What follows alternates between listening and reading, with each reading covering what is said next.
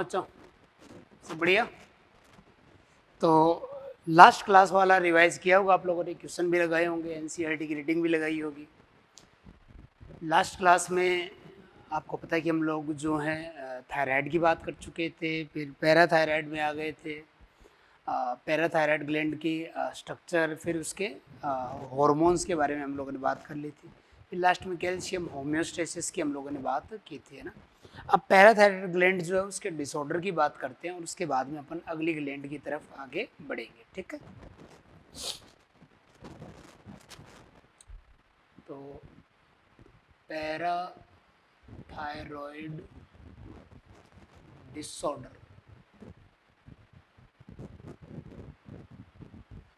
Parathyroid gland के disorder जो हैं उनकी बात करेंगे। तो आपको पता है कि पैराथायराइड ग्लैंड जो है, पैराथायराइड ग्लैंड स्रावित करती है पैराथायराइड हार्मोन का स्रावण।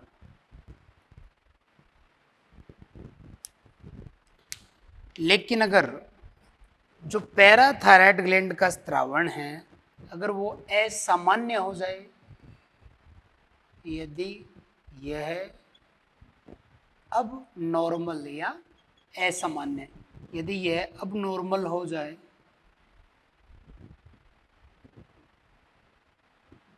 तो विभिन्न विकार उत्पन्न हो जाते हैं।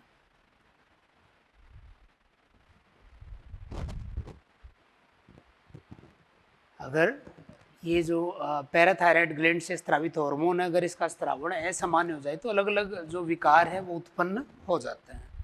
तो इसी की अगर अब हम लोग बात करें कि जो इसका असामान्य स्रावण है, असामान्य स्रावण,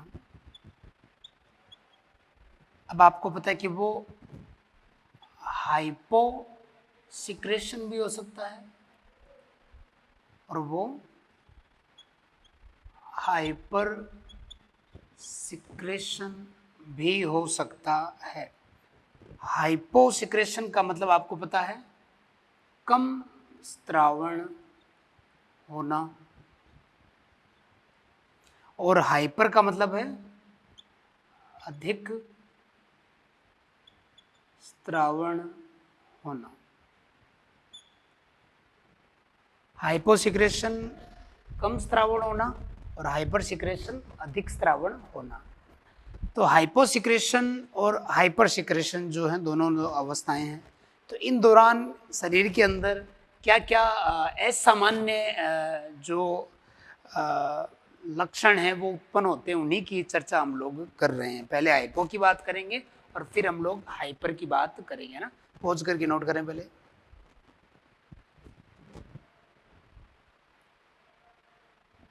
चलो,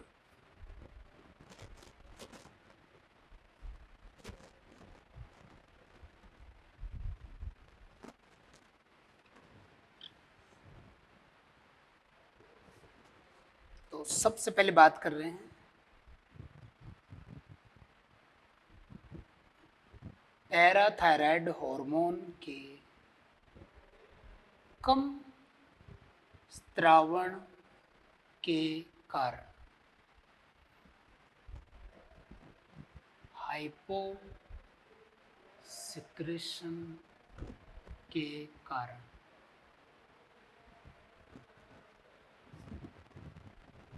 तो इसके लिए एक टर्म यूज किया गया है,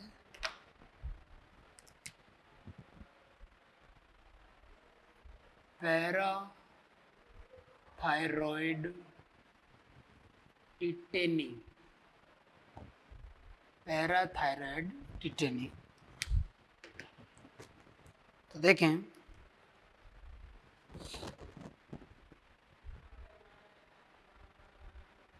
कई बार पैराथायरॉइड ग्लैंड की ब्लड सप्लाई क्षतिग्रस्त हो जाती है थायरोडेक्टोमी के दौरान। थायराइडेक्टोमी, जब थायराइड का कैंसर होता है तो शल्य चिकित्सा से थायराइड को हटाने की प्रक्रिया को ही थायराइडेक्टोमी बोला गया है। तो इस दौरान पैराथायराइड ग्लैंड जो है उसकी ब्लड सप्लाई खत्म हो जाती है, डैमेज हो जाती है और इसीलिए वो कार्य करना बंद कर देती है,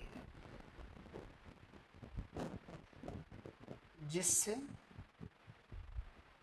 पैराथायराइड ग्लैंड का कार्य प्रभावित होता है।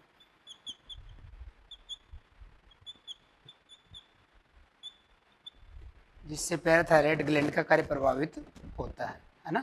और इसका रिजल्ट क्या होगा? इसका रिजल्ट है पैराथायराइड हार्मोन का कम स्त्रावण।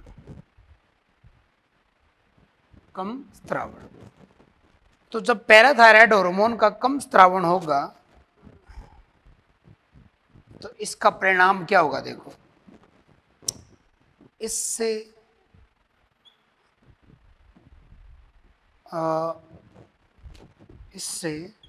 शरीर के ECF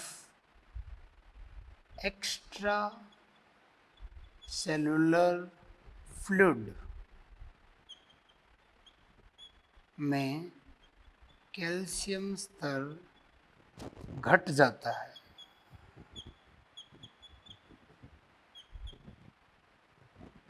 इससे क्या होगा? ECF में कैल्शियम का स्तर घट जाएगा और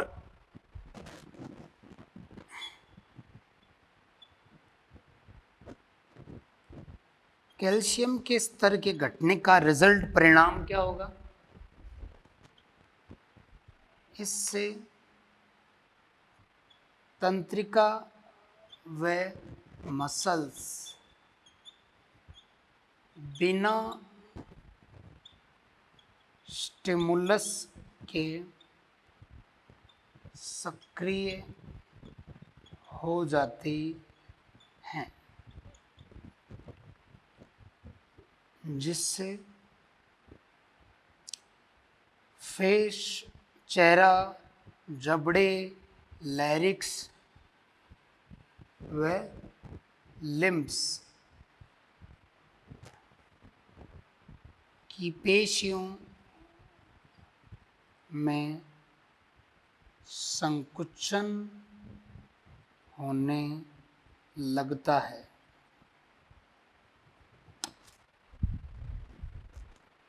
जब भी पैराथायराइड ग्लैंड का स्त्रावण कम होगा तो PTH के लेवल के कम होने की वजह से शरीर के उत्तक द्रव्य में कैल्शियम का स्तर कम हो जाता है।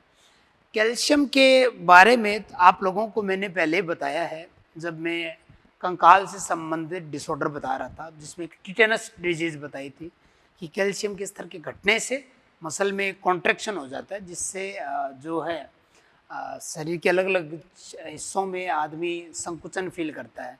तो पैराथायराइड टिटेनी के अंदर जब कैल्शियम पैराथायराइड हार्मोन का स्तर कम होता है तो कैल्शियम का स्तर घट जाता है और कैल्शियम के स्तर के घटने की वजह से जो है हमारे motor neuron, somatic motor neuron बिना मस्तिष्क के आदेश के एक्शन पोटेंशियल उत्पन्न करते हैं और उस एक्शन पोटेंशियल सक्रिय विभव की वजह से उन मोटर न्यूरॉन से जुड़ी हुई कंकाली पेशियां सक्रिय हो जाती है और संकुचन पैदा करती हैं।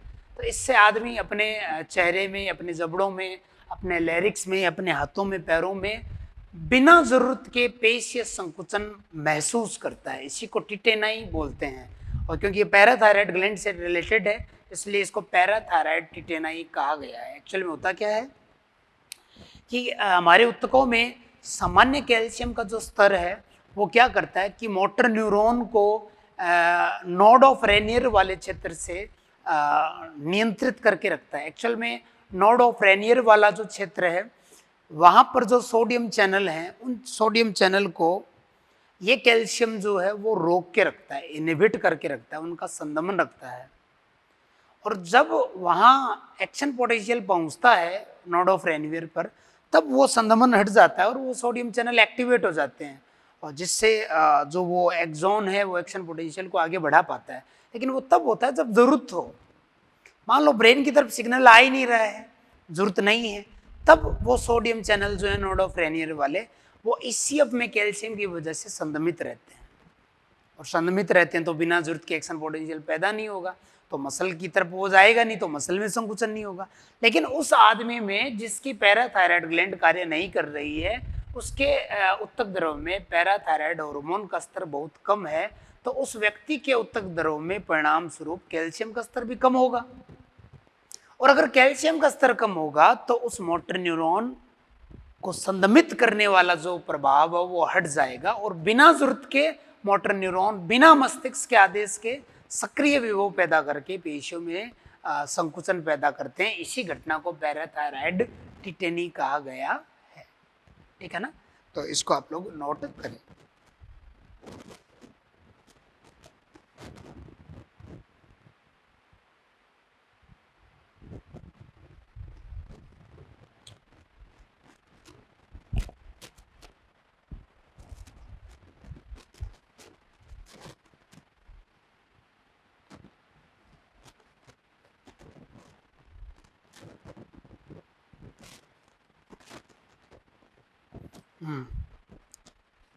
तो इसका कॉन्सेप्ट देखें, कॉन्सेप्ट क्या है कि ये मोटर न्यूरॉन है,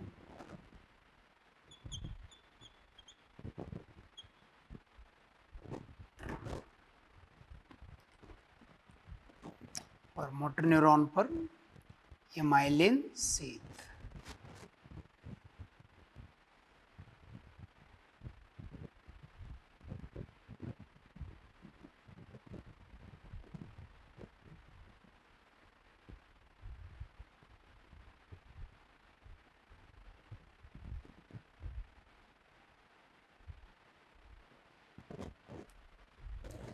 ये है नोड ऑफ रेनवियर, रेनवियर के नोड। तो जो नोड ऑफ रेनियर वाला क्षेत्र है, एक्चुअल में यहाँ पर जो है बहुत ज़्यादा मात्रा में जो वोल्टेज गेटेड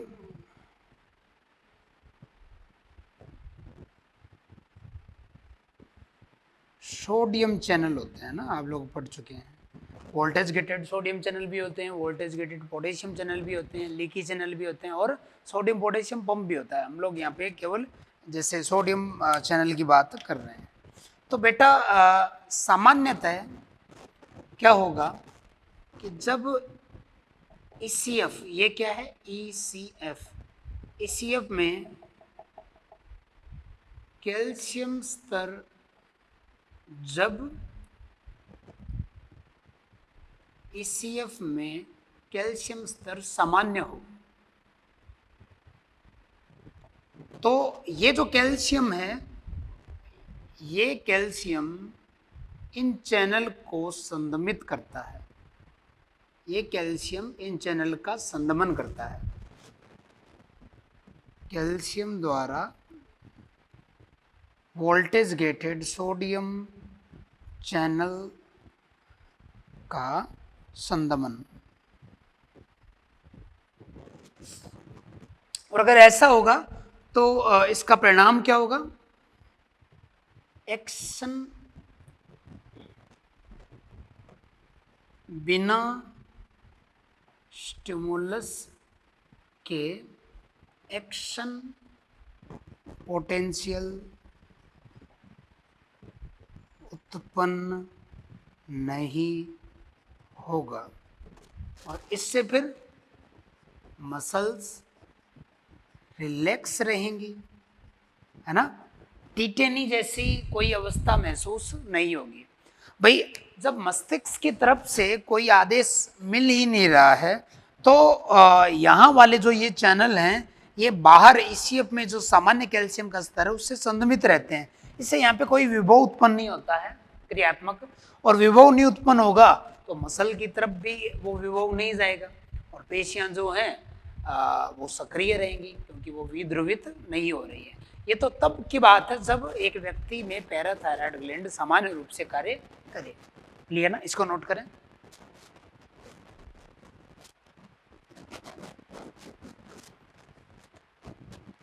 ठीक है, अब बात करते हैं कि जब ईसीएफ में कैल्शियम का स्तर कम हो जाए,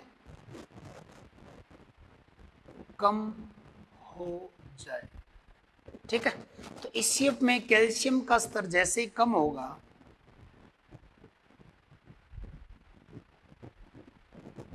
ईसीएफ में कैल्शियम के स्तर के घटते ही कैल्शियम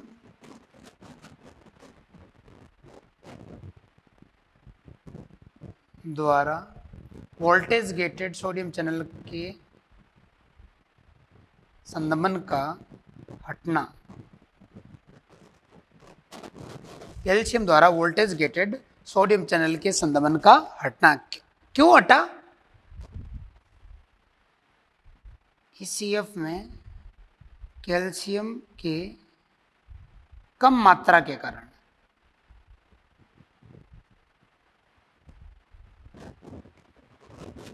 और जब ऐसा होगा तो अंदर की तरफ सोडियम आयन आना शुरू कर देगा और इससे फिर क्या होगा, अंदर प्लस और बाहर माइनस। तो इससे बिना स्टिमुलस के एक्शन पोटेंशियल उत्पन्न हो जाएगा और इसका परिणाम होगा कि मसल जो है, मसल में संकुचन का होना। इसी को बोला गया है पैराथायराइड टिटेनी। नोट कर ले, पोज करके नोट कर लिया। तो कॉन्सेप्ट में आपको मैंने कहा कि एक व्यक्ति जो है, अगर उसके, वैसे तो देखिए ना, तो हमारे शरीर में सबसे ज्यादा कैल्शियम जो है वो हमारी हड्डियों में है। मुक्त रूप से कैल्शियम ईसीएफ में बहुत ही कम अमाउंट में है, रोज अमाउंट वो उतनी रहनी जरूरी है, उससे कम होते ही फिर गड़बड़ होनी शुरू हो जाती है।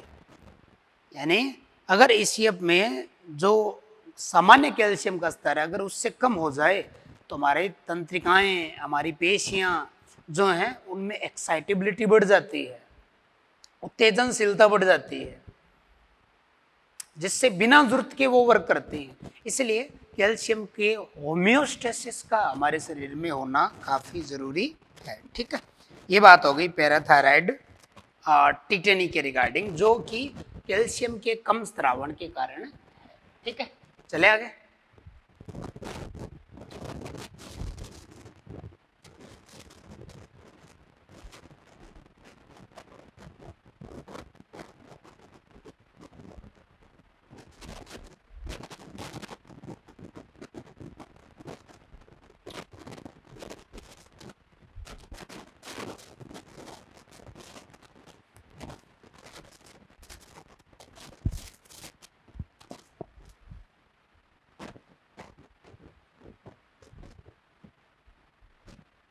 अब अपन बात करते हैं हाइपर सिक्रेशन के कारण। ये था हाइपो, अब हम लोग बात करेंगे हाइपर के लिए। तो हेडिंग डालें, कैल्शियम के हाइपर सिक्रेशन के कारण।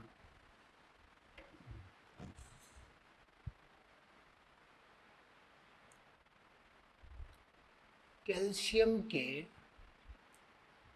हाइपर सिक्रेशन के कारण।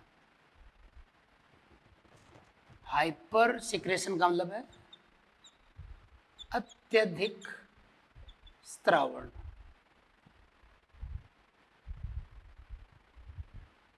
अत्यधिक स्त्रावण होना। तो देखो,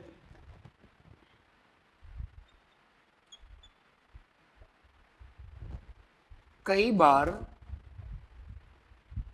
पैराथायराइड ग्लैंड में ट्यूमर का निर्माण हो जाता है, जिससे पैराथायराइड ग्लैंड की एक्टिविटी बढ़ जाती है और इस सीएफ में कैल्शियम का स्तर बढ़ जाता है। इस सीएफ जो है उसमें कैल्शियम का स्तर इंक्रीज हो जाता है। अब आप लोग देखें कि जब आपको मैंने कैल्शियम होम्योस्टेसिस के रिगार्डिंग भी बताया था लास्ट क्लास में कि जैसे ये बोन है, तो बोन में आपको पता है कैल्शियम बहुत ज़्यादा मात्रा में है। तो जब पैराथायराइड हार्मोन का स्तर बढ़ जाएगा तो ये पैराथायराइड हार्मोन एक सेल को टारगेट करेगा जिसको बोलते हैं ओस्टियोक्लास्ट, अस्थि अवशोषक कोशिका। अस्थि अवशोषण सेल, ये ओस्टियोक्लास्ट क्या करेगी, बोन का एब्जॉर्प्शन करेगी और बोन के कैल्शियम को रक्त की तरफ ट्रांसफर कर देगी।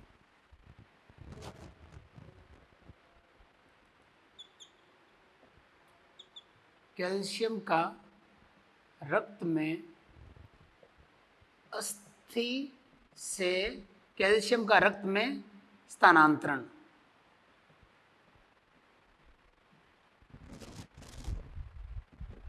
और इसका परिणाम क्या होगा,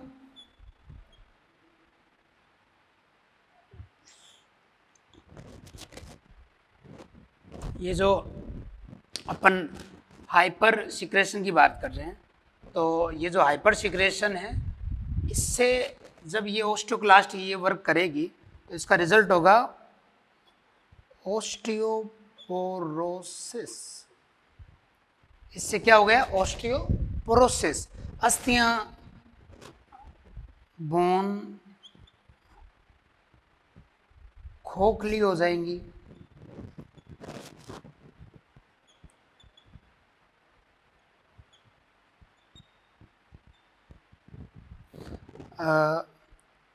एक्स्ट्रा कैल्शियम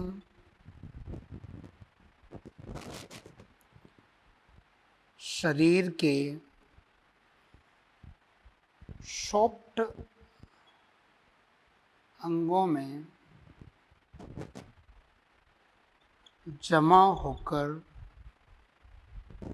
स्टोन बना देगा, जिसको बोलते हैं पत्थरी, पत्थरी का बनना, पत्थरी बन जाएगी और बोन जो है वो वीक हो जाती है।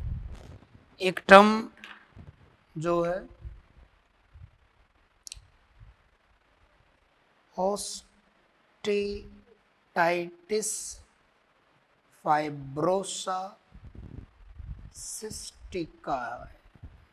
ओस्टिटाइटिस फाइब्रोसा सिस्टिका, इसका मतलब क्या, देखो कि जब अस्थियां जो हैं उनका कैल्शियम बाहर आ जाएगा तो अस्थियां अंदर से खोखली हो गई हैं, उन खोखली अस्थियों के अंदर जो है वो फाइबर्स रेस से जमा हो जाते हैं और इसी को बोलते हैं ओस्टिटाइटिस फाइब्रोसा सिस्टिका।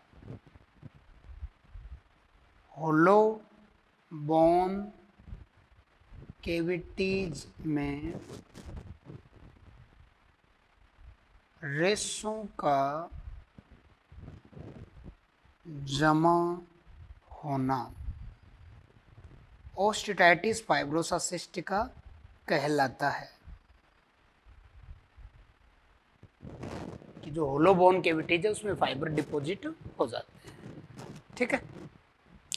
तो ये जो है वो कैल्शियम के बहुत ज़्यादा स्त्रावण के कारण होता है, और इसका एक परिणाम ये भी है कि जब कैल्शियम का बहुत ज़्यादा स्त्रावण हो जाता है, सामान्य से ज़्यादा कैल्शियम इस सीएफ में हो जाता है, तो इससे तंत्रिकाएं और पेशियां जो हैं उनकी एक्साइटेबिलिटी घट जाती है और इससे हमारी न्यूरॉन और मसल की एक्टिविटी कम हो जाएगी, वो एक्टिविटी नहीं हो पाएंगी, क्योंकि वो संदमन जो अभी मैंने बताया था वो बढ़ जाएगा। ब्रेन से जब सिग्नल आएगा तब भी नोड के ऊपर जो है वो एक्शन पोटेंशियल जनरेट होने में दिक्कत होगी, तो पेशियों में संकुचन हो नहीं पाएगा। ये चीज भी आप इसको में याद रखनी है, नोट कर ले, पॉज करके नोट कर लो।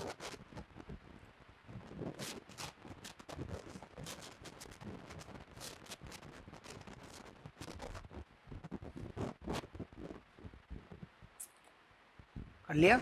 चलो, तो एक लाइन लिखो नोट लगा के,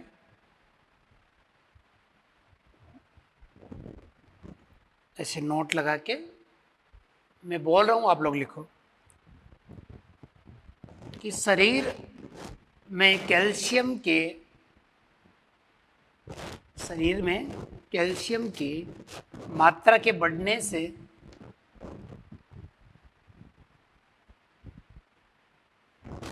तंत्रिकाओं व पेशियों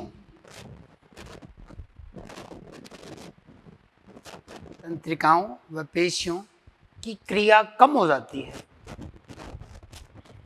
लिखा कि शरीर में कैल्शियम की मात्रा के बढ़ने से तंत्रिकाओं व पेशियों की क्रिया कम हो जाती है, जबकि कैल्शियम की मात्रा के कम होने से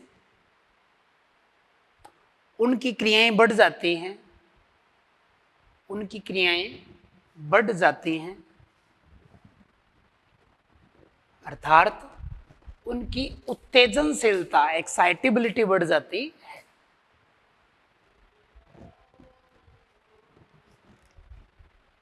तो ये बात हो गई है यहाँ पे अपने पैराथायराइड ग्लैंड के रिगार्डिंग। अगली ग्लैंड की तरफ बढ़ते हैं,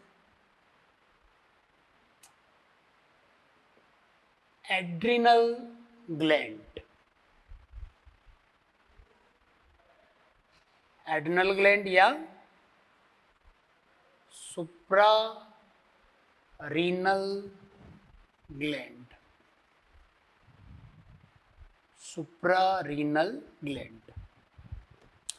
एड्रिनल ग्लैंड को इमरजेंसी वाली ग्लैंड भी कहा जाता है।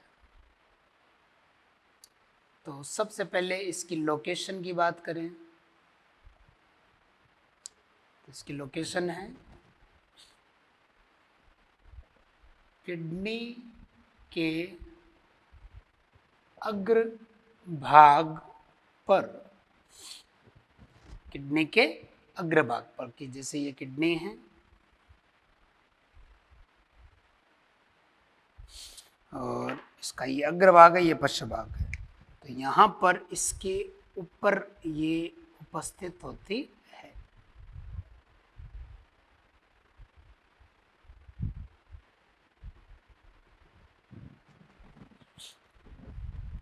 किडनी और ये हो गई एड्रिनल ग्लैंड।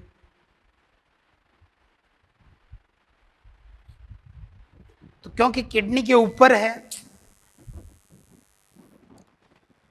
तो किडनी के ऊपर वाली लोकेशन की वजह से इसको सुप्रारीनल ग्लैंड कहा गया है।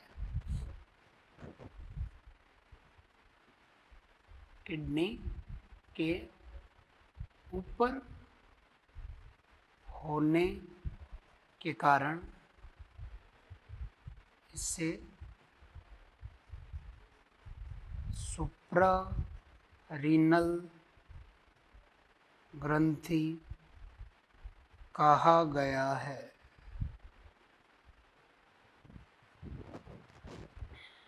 ठीक है ना?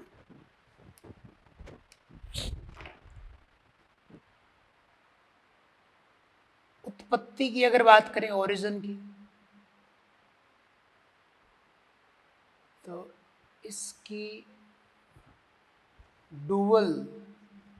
इसका डुअल ओरिजिन है ना, मतलब दोहरी उत्पत्ति वाला है ये। एक्टोडर्म और मेसोडर्म दोनों से होता है।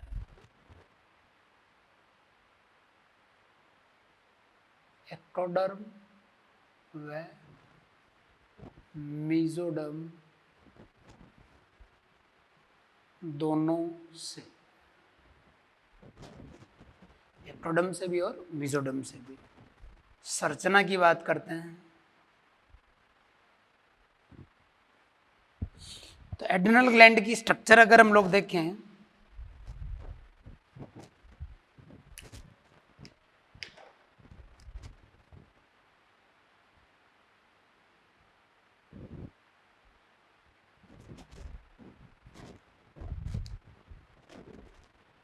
तो इसके दो भाग होते हैं, आउटर और इनर।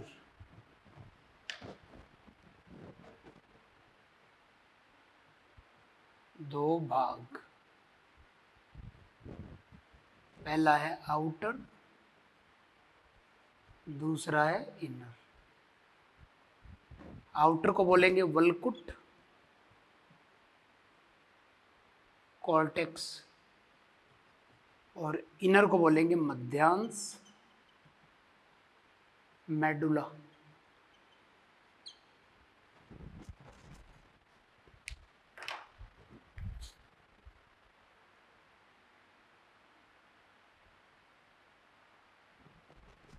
तो देखें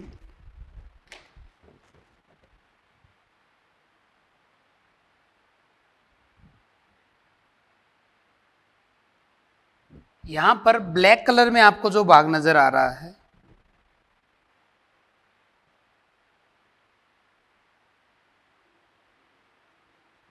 तो ये मेडुला वाला भाग है, आंतरिक। और इसके बाद में बाहर की तरफ ये जो क्षेत्र है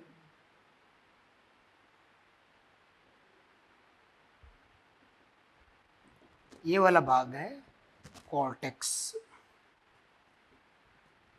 तो इस तरीके से जो एड्रिनल ग्लैंड है जिसको सुप्रारिनल ग्लैंड या अधिवृक्क ग्रंथि भी कहा गया है, अधिवृक्क ग्रंथि भी कहा गया है। तो इसके दो भाग हैं, आउटर और इनर। आउटर कॉर्टेक्स है और इनर मेडुला है। और सबसे बाहर की तरफ एक कैप्सूल होता है जिसको रिनल, सॉरी चलो उसकी बात बाद में करेंगे।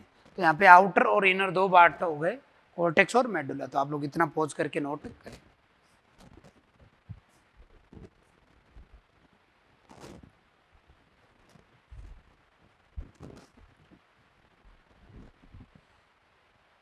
चलें?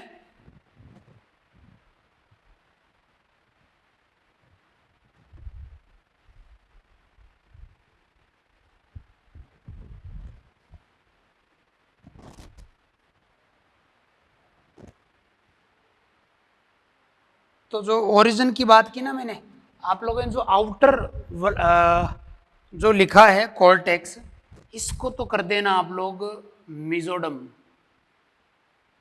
मीजोडर्म से।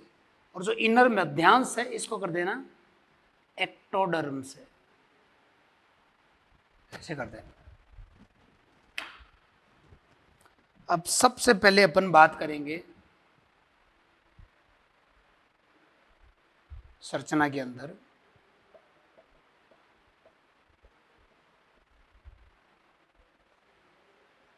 आउटर कॉर्टेक्स भाग। यह 75% भाग है। इसकी उत्पत्ति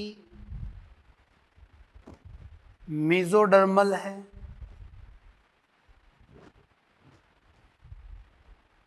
इसे निम्न 3 भागों में बांटा गया है।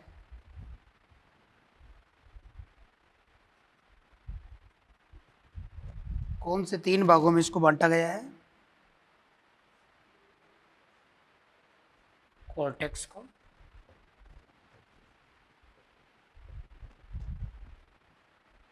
आउटर कॉर्टेक्स मिडल कॉर्टेक्स और इनर कॉर्टेक्स, 3 भाग हैं।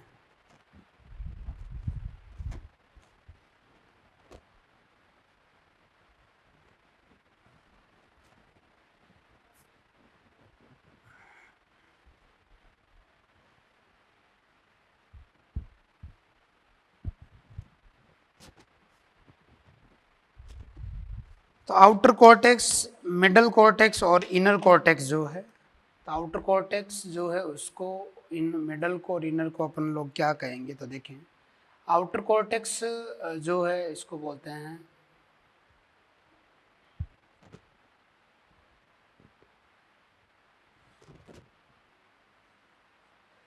ग्लोमेरुलोसा,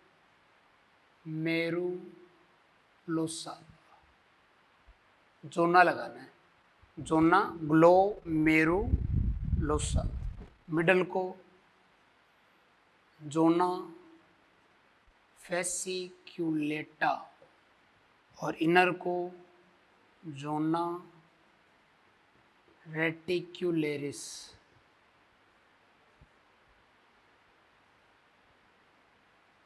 इस तरीके से इसके 3 भाग हैं, आउटर कॉर्टेक्स, मिडल कॉर्टेक्स और इनर कॉर्टेक्स। बाहरी वलकुट, मध्य वलकुट और आंतरिक वलकुट। जोना का मतलब होगा क्षेत्र, तो ग्लोमेरुलस क्षेत्र, ग्लोमेरुलोसा क्षेत्र, फेसिकुलेटा क्षेत्र और रेटिकुलेरिस क्षेत्र। तो ये है बाहर से अंदर, आउटसाइड टू इनसाइड और इनसाइड टू आउटसाइड। तो बाहर से अंदर की तरफ देखें तो GFR आपको याद रखना है, और अंदर से बाहर की तरफ अगर देखें तो आपको याद रखना है RFG, है ना। बाहर से अंदर की तरफ GFR, ग्लोमेरुलोसा फेसिकुलेटा रेटिकुलेरिस, और अंदर से बाहर ग्लोमेरुलोसा फेसिकुलेटा और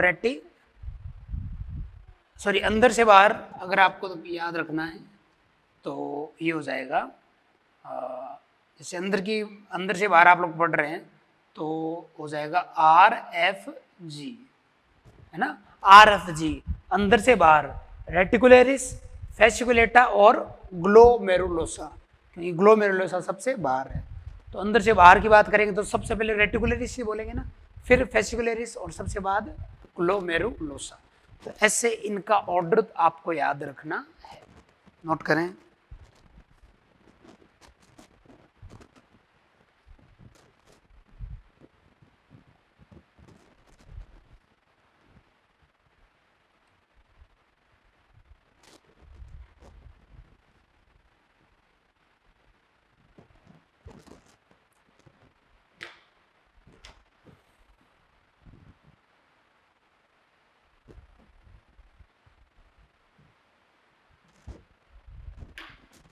मान लिया कि ये तो सबसे इनर मेडुला वाला भाग हो गया, मध्यांश।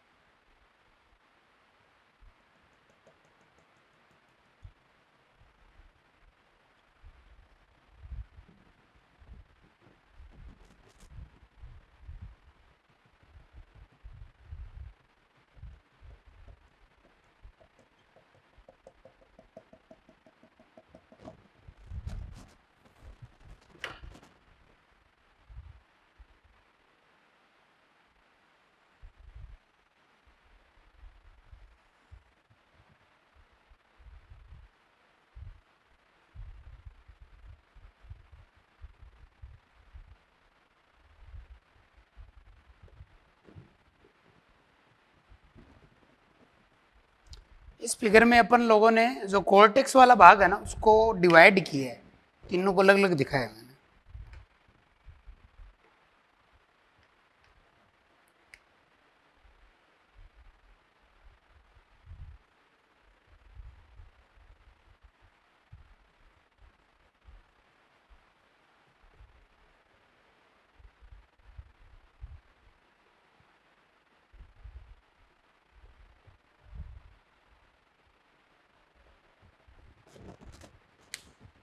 देखो, जो आउटर कॉर्टेक्स वाला भाग है वो यहां से लेके यहां तक का है, ये हो गया ए। फिर मिडल जो कॉर्टेक्स वाला पार्ट है वो हो गया यहां से लेके यहां तक, रेड वाला जो है वो मिडल हो गया। और फिर जो सबसे अंदर वाला भाग है कॉर्टेक्स का, ये हो गया इनर। तो अब आप लोग देखें, outer most glomerulosa, middle fasciculata और इनर रेटिकुलरिस। अब क्वेश्चन पूछा जा सकता है कि कॉर्टेक्स का सबसे मोटा भाग कौन सा है। तो आपको याद रखना है कि कॉर्टेक्स का सबसे मोटा भाग जो है वो है जोना फैसिकुलेटा। जोना फैसिकुलेटा,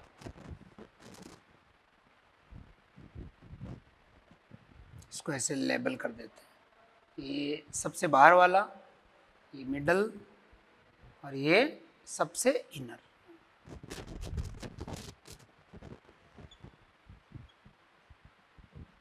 तो इसमें जोना फैसिकुलेटा जो है, इसके लिए लिख देना अलग से, सबसे मोटा भाग, कॉर्टेक्स का सबसे मोटा भाग ये है। ठीक है, नोट करें पोज करके।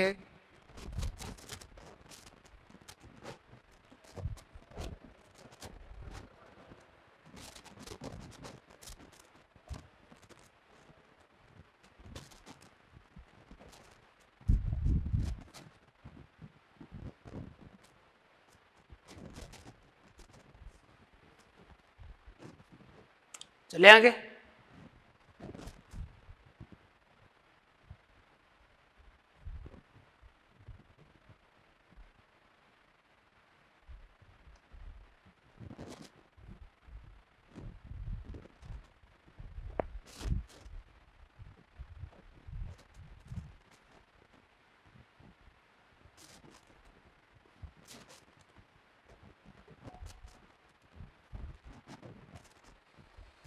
अब अपन जो कॉर्टेक्स की चर्चा कर रहे हैं, तो इसमें सबसे पहले बात करेंगे जोना ग्लोमेरुलोसा।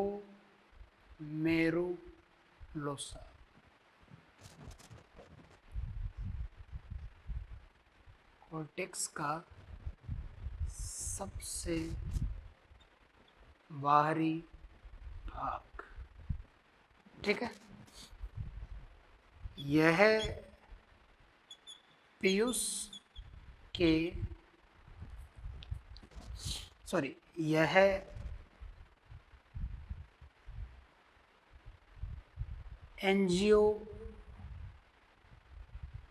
एंजियोटेंसिन सेकंड के नियंत्रण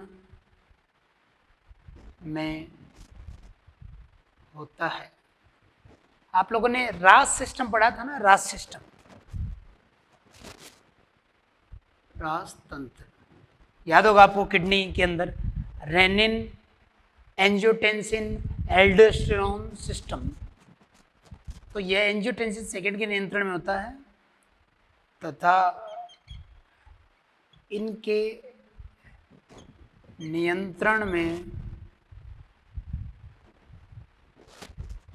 मिनरेलोकोर्टिकॉइड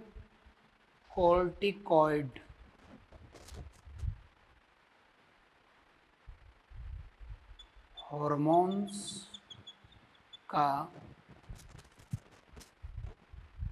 स्त्रावण करता है। कौन से हॉर्मोन्स? मिनरेलोकोर्टिकॉइड्स हार्मोन का स्त्रावण ये करेगा। तो मिनरेलोकोर्टिकॉइड जो हैं ये स्टेरॉयड हार्मोन का ग्रुप है, स्टेरॉयड हार्मोन है। इसमें भी मुख्यतः कौन सा है? मुख्यतः एल्डोस्टेरोन। एल्डोस्टेरोन। और इसका कार्य क्या है? आप लोग ये किडनी वाले चैप्टर में पढ़ चुके हैं एल्डोस्टेरोन का कार्य। तो यह डीसीटी व कलेक्टिंग डक्ट पर कार्य करते हुए सोडियम क्लोराइड व जल का रीएब्जॉर्प्शन करवाता है ना, पढ़ चुके आप लोग। और जब बॉडी में K+ का लेवल बढ़ जाए, Na+ का लेवल कम हो जाए, जल का स्तर कम हो जाए, तो एल्डोस्टेरोन का स्रावण होता है। क्लियर ना? तो एल्डोस्टेरोन के स्रावण के बाद में एल्डोस्टेरोन क्या करेगा, ये Na+, Cl- और जल का रीअब्जॉर्प्शन करवाता है, जबकि पोटेशियम का एक्सक्रीशन करवाता है। पोटेशियम का एक्सक्रीशन करवाता है, ये चीज आपको याद रखनी है, तो नोट कर लें।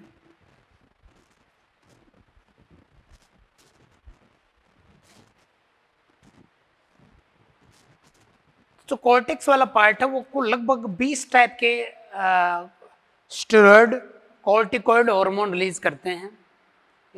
और इन 20 टाइप के जो कॉर्टिकॉइड, इनमें 3 जो मेन कैटेगरी है, मिनरलोकॉर्टिकॉइड, सेक्स कॉर्टिकॉइड और ग्लूकोकॉर्टिकॉइड्स। क्लियर ना? तो ये नोट करें पहुंच करके।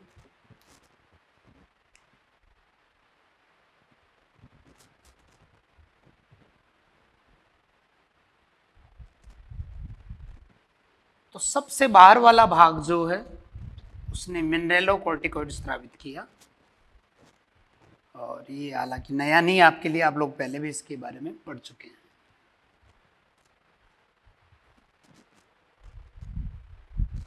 नोट में एक लाइन लिख देंगे कि कॉर्टेक्स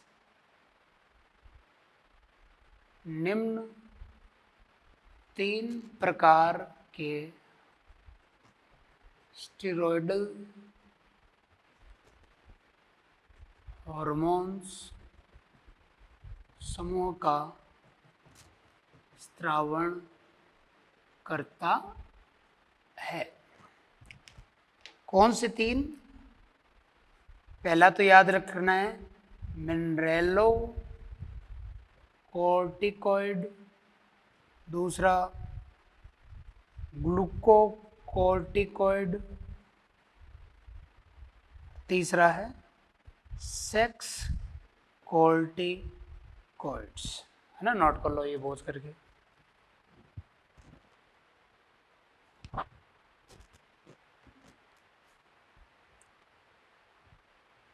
तो कॉर्टेक्स वाला भाग जो है इन तीनों हार्मोन का स्रावण कर रहा है। कौन कौन सा है? सबसे पहला मिनरलोकॉर्टिकॉइड, दूसरा ग्लूकोकॉर्टिकॉइड और तीसरा है सेक्स कॉर्टिकॉइड्स। नोट कर लिया होगा।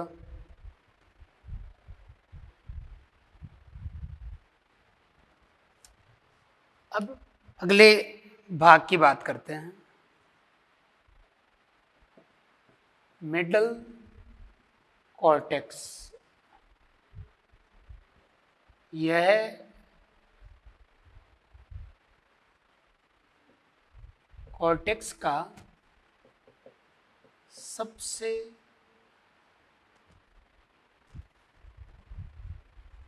चौड़ा भाग है।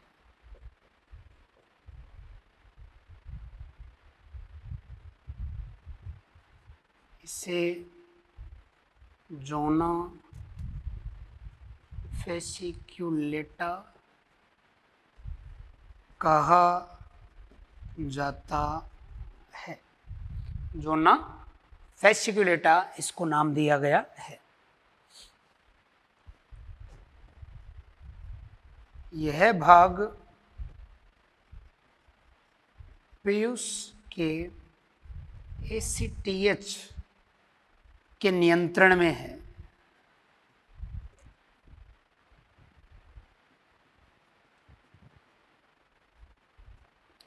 पीयूष ग्रंथि के ACTH के ये नियंत्रण में होता है। इस भाग द्वारा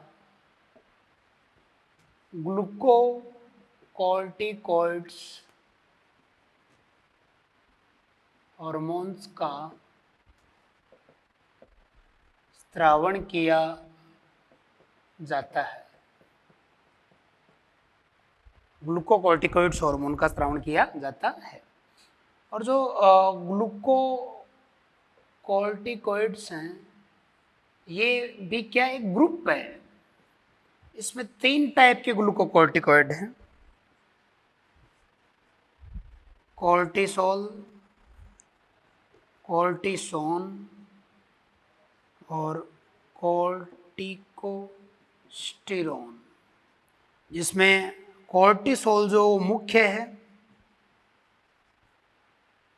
और कितना परसेंट है, 95% है। कि सबसे ज़्यादा ग्लूकोकॉर्टिकॉइड कौन सा है, तो वो कौन सा हो जाएगा, कॉर्टिसोल। सबसे प्रमुख और सबसे ज़्यादा मात्रा में उत्पन्न होने वाला ये ग्लूकोकॉर्टिकॉइड है। ठीक है, तो अगली क्लास में अपन इसके फंक्शन पढ़ेंगे, फिर कॉर्टेक्स के अगले भाग की बात करेंगे, फिर इसके डिसऑर्डर की बात करेंगे और फिर एड्रेनल मेडुला की चर्चा हम लोग करेंगे ना। तब तक आप लोग इतना रिवाइज करें।